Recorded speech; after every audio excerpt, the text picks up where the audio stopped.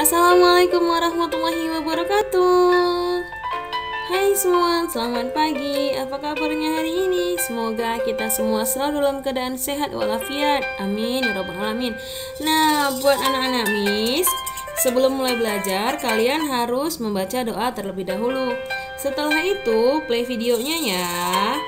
Dan buat para penonton, jangan lupa like, komen, dan subscribe-nya. Terima kasih. Hari ini kita masih di tema 8, subtema 2, muatan pelajaran ilmu pengetahuan sosial. Tentunya masih bersama saya, Agus Heriana Sari Tambunan.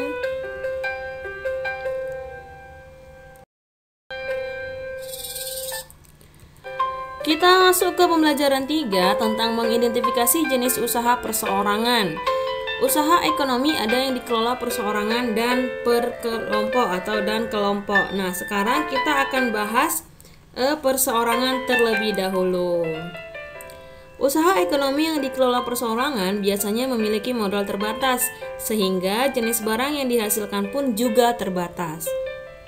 Akan tetapi, keuntungan yang diperoleh dari usaha tersebut dapat dinikmati sendiri oleh pemiliknya.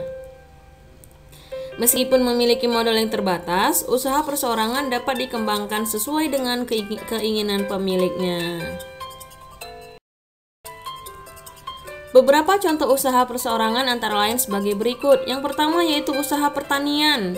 Usaha pertanian biasanya dikelola perseorangan. Sebagian besar petani memiliki lahan dan modal terbatas, sehingga usahanya hanya menghasilkan satu jenis hasil tanaman saja.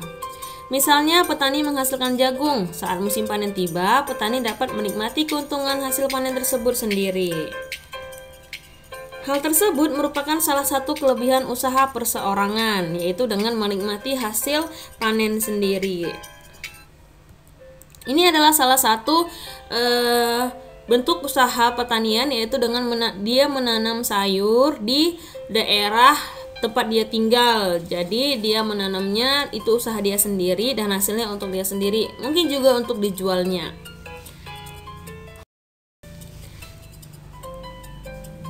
Selanjutnya yang kedua yaitu usaha perdagangan. Usaha perdagangan yang dikelola perseorangan biasanya membeli barang dalam skala sedang untuk dijual kembali kepada konsumen. Nah, contoh usaha ini adalah warung. Pemilik warung dapat mengembangkan usahanya menjadi besar dengan keuntungan yang ia peroleh. Ini adalah contoh warung yang sangat sering kita lihat dimanapun, mau di pasar, di daerah tempat kita tinggal juga ada warung-warung kecil. Yang ketiga, usaha jasa. Usaha jasa yang dikelola perseorangan biasanya berskala sedang dan skala kecil. Usaha jasa hanya dikelola oleh pemilik dan biasanya memiliki sedikit pegawai. Modal terbatas membuat pemilik usaha tidak memperkerjakan banyak pegawai, itu untuk membantu mengelola usahanya.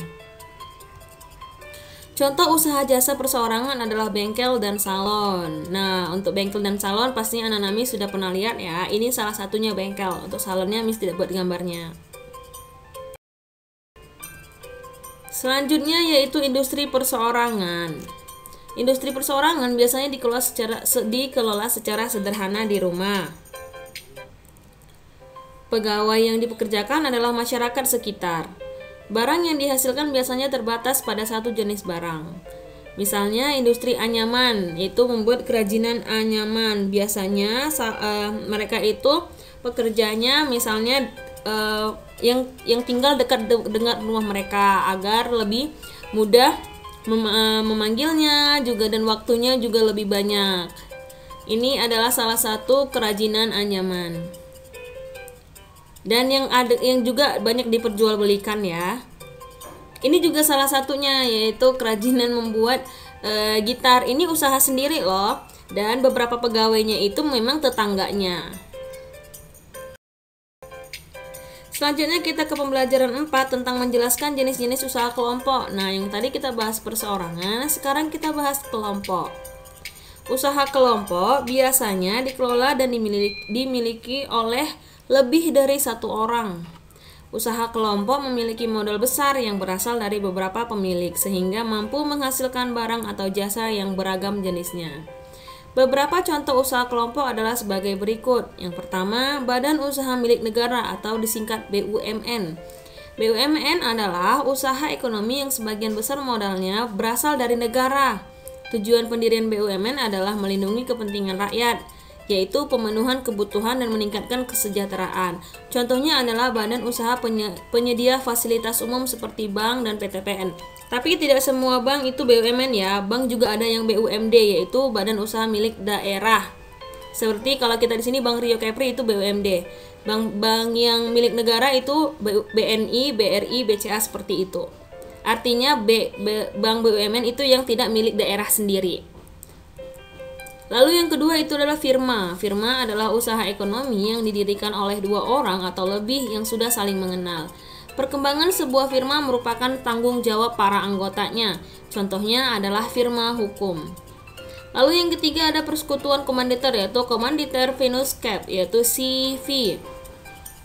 Dikelola oleh beberapa orang yang terdiri dari anggota aktif dan anggota pasif. Anggota aktif itu ialah yang memiliki modal sekaligus bertugas menjalankan usaha, sedangkan anggota pasif hanya menanamkan modal saja. Dia tidak ikut bekerja di dalam perusahaan tersebut. Nah, yang keempat, perseroan terbatas atau disingkat dengan PT adalah usaha yang didirikan dan dikelola oleh dua orang atau lebih. PT memperoleh modal dari penjualan saham yang dilakukan oleh pemilik PT. Banyaknya saham yang mempengaruhi keuntungan yang diperoleh oleh pemilik saham. Semakin banyak saham yang dimiliki, maka keuntungan yang ia peroleh akan semakin besar. Contohnya adalah PT Penerbitan Erlangga Mahameru, yaitu PT Erlangga yang banyak menjual buku Erlangga. Lalu yang kelima itu koperasi, adalah usaha kelompok yang dikelola atas asas kekeluargaan. Modal sebuah koperasi berasal dari simpanan pokok dan simpanan wajib para anggotanya, serta pinjaman dari anggota maupun bank.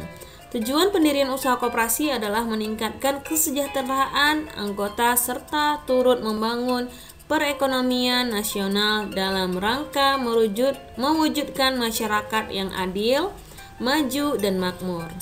Koperasi menjual berbagai kebutuhan sehari-hari, seperti koperasi sekolah yang menjual perlengkapan sekolah, atau koperasi unit desa, yaitu disingkat dengan KUD, yang menyediakan bahan pertanian. Kalau koperasi sekolah sendiri, kalian sudah tahu ya, misalnya di koperasi sekolah itu jual buku, pensil, pena, dan lain-lainnya. Oke anak-anak Miss, sampai di sini pelajaran IPS kita hari ini. Semoga video yang Miss berikan ini bermanfaat untuk kita semua dan materi yang Miss berikan bisa kalian pahami. Terima kasih atas waktunya Miss ucapkan. Miss akhiri. Wassalamualaikum warahmatullahi wabarakatuh dan selamat pagi semua.